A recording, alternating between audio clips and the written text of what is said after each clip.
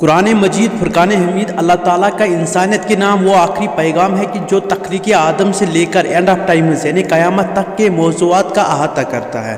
جہاں اس آسمانی کتاب پر ایمان رکھنے والوں کی بھی کمی نہیں ہے، وہی ایسے لوگ بھی لاتعداد ہے جو اس آفاقی پیغام کو نظر انداز کرتے ہیں، اور بہت سارے گمراہ اذہان تو ایسے ہیں جو اللہ تعالیٰ کے وجود ہی سے انکار کرتے ہیں۔ سائنس فیوچر کے آج کے اس ویڈیو میں ہم آپ تک ایک ایسا ایمان افروز واقعہ پہنچانے جا رہے ہیں کہ جس میں کھدائی کرنے والی ایک آثار قدیمہ کی ٹیم کو زیر زمین ایک ایسی قوم کے آثار ملے کہ جن کی پوری داستان قرآن مجید و فرقان حمید میں تقریباً 1500 سال قبل بیان کر دی گئی ہے۔ وہ قوم کون سی تھی، کہاں بستی تھی، اس قوم کی کیا نشانیاں تھیں، اور قرآن مجید میں اس قوم کا کیا دردناک انجام بتایا گیا ہے، یہ تمام تفصیلات ہم آج اس ویڈیو میں آپ تک پہنچائیں گے۔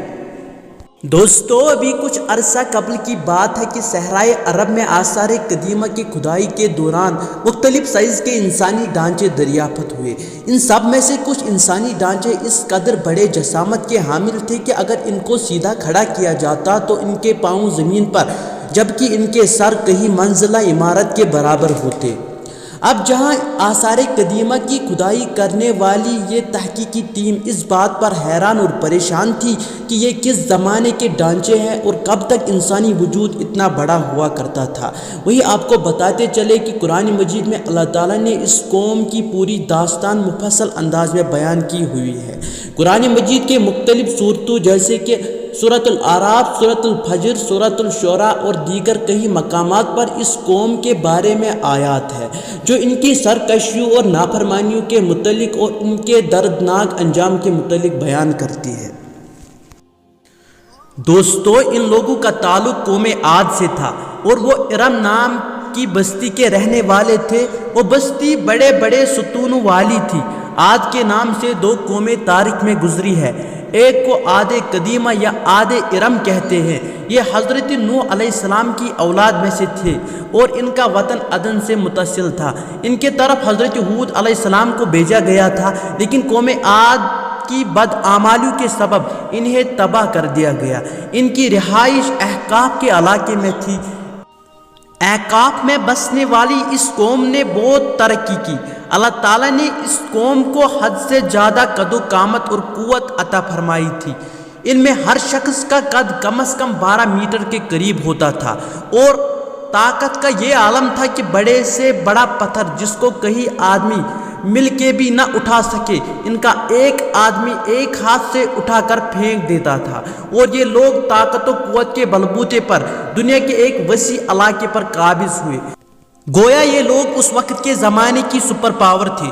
قرآن کریم میں مختلف صورتوں اور ان کی آیات میں اس قوم کے حالات کچھ اس طرح آئے تھے کہ یہ لوگ عاد عرب تھے اور احقاف کے باشندے تھے۔ یہ لوگ بڑی قد و قامت کے مالک تھے، بہت زیادہ طاقتور تھے۔ اسی قوت و طاقت نے انہیں سرکش اور مغرور بنا دیا۔ یہ لوگ کمزوروں پر ظلم ڈھاتے تھے، بت پرست اور مشرک تھے۔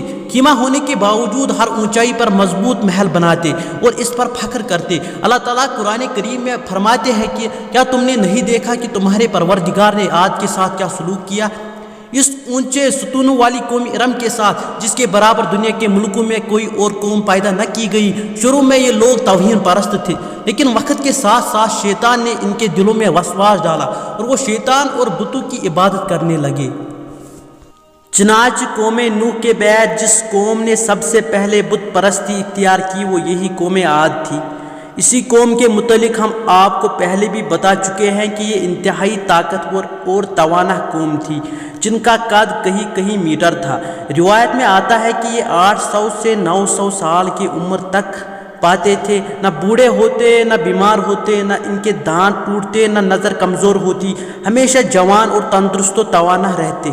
بس ان کو صرف موت آتی اور کچھ زمینی اثرات ان میں نمودار نہ ہوتے۔ اپنی طاقت و تعداد کے بلبوتے پر انہوں نے بڑا لمبا عرصہ دنیا پر حکومت کی، اور اسی ایک بات نے انہیں مغرور اور سرکش بنا دیا اور یہ اللہ کو بلا بیٹھے۔ اب قانون قدرت کا تقاضا تو یہ تھا کہ جو قوم برے کام کرے وہ ہلاک ہو جائے، لیکن اللہ تعالیٰ کی صفت رحمت کا فیضان ہے کہ انہیں بار بار موقع ملتا ہے کہ وہ اپنے اندر سدھار پیدا کرے۔ اللہ کا یہ قانون ہے کہ کسی قوم پر اس وقت تک عذاب نازل نہیں کیا جاتا جب تک ان کے اندر ایک رسول نہ بھیجا جائے جو ان کو اللہ کے عذاب سے ڈرائے۔ چنانچہ اسی اصول خداوند کے تحت قوم عاد کے طرف حضرت ہود علیہ السلام کو مبعوث کیا گیا تاکہ وہ اس قوم کو ہدایت کا پیغام از سر نو پیش کرے اور انہیں ہلاکت سے بچائے۔ حضرت سیدنا ہود علیہ السلام سیدنا آدم علیہ السلام کی 14ویں پشت کی اولاد ہے۔ آپ کی عمر شریف اس وقت 464 برس تھی۔ حضرت سیدنا ہود علیہ السلام نے اپنے قوم سے جو خطاب کیا وہ قرآن مجید میں محفوظ ہے۔ سورۃ الشعراء میں آتا ہے کہ حضرت ہود علیہ السلام نے اپنی قوم سے کہا کہ میں تمہارے لیے ایک امانت دار پیغمبر بنا کر بھیجا گیا ہوں، اور فرمایا اے میری قوم تم سب اللہ کی عبادت کرو کیونکہ تمہارے لیے اس کے سوا کوئی اور معبود نہیں ہے۔ پھر حضرت ہود علیہ السلام نے انہیں متنبہ کیا کہ تم نے بڑی کاریگری سے بنائے ہوئے عمارتیں اس طرح رکھ چھوڑی ہے جیسے تمہیں ہمیشہ زندہ رہنا ہے۔ جب کسی کو پکڑ کرتے ہو تو پکے ظالم و جابر بن کر پکڑتے ہو۔ اب اللہ سے ڈرو اور میری بات مانو اور اس ذات سے ڈرو جس نے ان چیزوں سے نواز کر تمہاری قوت میں اضافہ کیا ہے جو تم خود جانتے ہو۔ الغرض حضرت ہود علیہ السلام نے ہر طریقے سے قوم عاد کو سمجھانے کی کوشش کی مگر وہ نافرمانی اور سرکشی پہ ابھرے ہوئے تھے اور اپنی طاقت کے گھمنڈ میں یہ کہہ بیٹھے کہ کون ہے جو ہم سے طاقت میں زیادہ ہے۔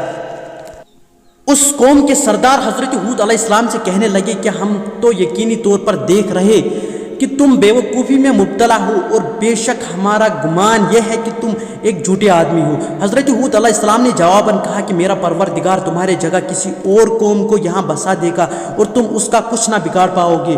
بے شک میرا پروردگار ہر چیز کی نگرانی کرتا ہے۔ قوم عاد یہ کہنے پر اتر آئی کہ اگر تم سچے ہو تو لے آؤ ہمارے سامنے وہ عذاب جس کی تم ہمیں دھمکی دے رہے ہو۔ اس پر حضرت ہود علیہ السلام نے فرمایا اب تمہارے رب کی طرف سے تم پر عذاب اور قہر کا آنا طے ہو چکا ہے، بس اب تم انتظار کرو اور میں بھی تمہارے ساتھ اللہ کے اس عذاب کا انتظار کرتا ہوں۔ وہ ظالم قوم حضرت ہود علیہ السلام اور ان کے پیروکاروں کا مذاق اڑاتی رہی اور کہتی رہی کہ تم پر ہمارے بتوں کی مٹکار پڑی ہے اس لیے تم ایسی باتیں کرتے ہو۔ حضرت ہود علیہ السلام انہیں دعوت حق دیتے رہے یہاں تک کہ ان کی قوم نے کہہ دیا آپ ہمیں بات سناتے رہے، ہم اپنی روش نہ چھوڑیں گے، یہ تو پرانے لوگوں کا دین ہے۔ آخرکار حضرت ہود علیہ السلام اللہ تعالیٰ سے مدد کی درخواست کرتا ہے اور اللہ تعالیٰ نے درخواست قبول فرمایا۔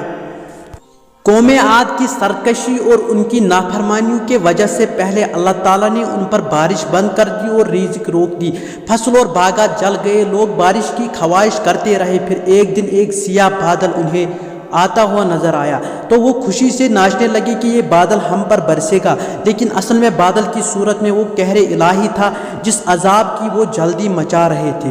وہ ایسی آندھی تھی جس کے تاریخ میں مثال نہیں ملتی۔ اس آندھی نے ان کی بستیوں، درختوں، خیموں اور پہاڑوں پر تعمیر کردہ محلوں تک کو اڑا پھینکا، سب کچھ تباہ و برباد کر دیا۔ اللہ تعالیٰ قرآن پاک میں متعدد آیات میں قوم عاد کی تباہی کا ذکر فرماتے ہیں کہ پھر یوں ہوا کہ جب انہوں نے اس عذاب کو بادل کی شکل میں آتا دیکھا جو ان کی وادیوں کا رخ کر رہا تھا تو انہوں نے کہا یہ بادل ہے جو ہم پر بارش کی صورت میں برسے گا، نہیں بلکہ یہ وہ چیز ہے کہ جس کی تم نے جلدی مچائی تھی، ایک آندھی جس میں دردناک عذاب ہے جو اپنے پروردگار کے حکم سے ہر چیز کو تہس نہس کر ڈالے گی۔ روایت میں آتا ہے کہ یہ آندھی اس قدر تیز تھی کہ گوڈوں مال مویشوں کو ایک جگہ سے دوسری جگہ بٹکتی تھی۔ 7 دن رات یہ تیز ہوائیں چلتی رہی اور اس دوران ریت کا طوفان اٹھا اور تمام مکانوں اور انسانوں پر گرا اور سب لوگ ہلاک ہو گئے سوائے حضرت ہود علیہ السلام اور ان کے چند اصحاب جنہوں نے امن کی جگہ پر پناہ لی تھی، وہ بچ گئے اور پھر اللہ تعالیٰ نے اپنی قدرت سے اس قوم عاد کو عبرت کا ایک نشانہ بنانے کے لیے محفوظ کر دیا۔ خواتین و حضرات یاد رکھیے گا کہ وہ سب برائیاں آج ہماری قوم میں موجود ہیں کہ جن پر اللہ تعالیٰ پچھلی امتوں پر آنجو زلزلوں اور سیلابوں جیسے دردناک عذاب بھیجا کرتا تھا۔